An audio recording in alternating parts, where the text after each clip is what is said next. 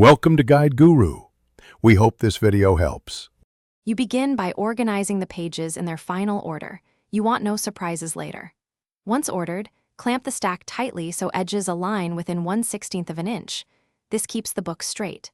Then, lightly roughen the spine with medium sandpaper to create tooth for the adhesive. These first steps matter because proper alignment and surface preparation prevent gaps and weak joints, so move deliberately, check alignment often, and secure the stack before applying any glue. Now you apply glue. Use a flexible PVA bookbinding adhesive and brush a thin, even coat along the spine. Too much glue causes seepage and swelling. Once coated, lay a strip of mull or linen down the center of the spine.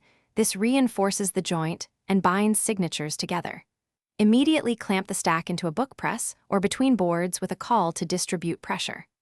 Let it set for the recommended time so the glue forms a strong, even film. Finally, attach the cover by gluing the end papers to the inside covers. Make sure the cover spine aligns perfectly with the book spine so the board hinges open smoothly. Once glued, close the book and place it back in the press. Trim the 3 outer edges with a sharp blade if they need cleaning.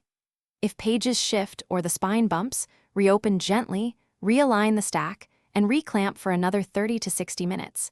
This corrects most alignment problems without damage. Thanks for watching. Consider subscribing if we helped you today.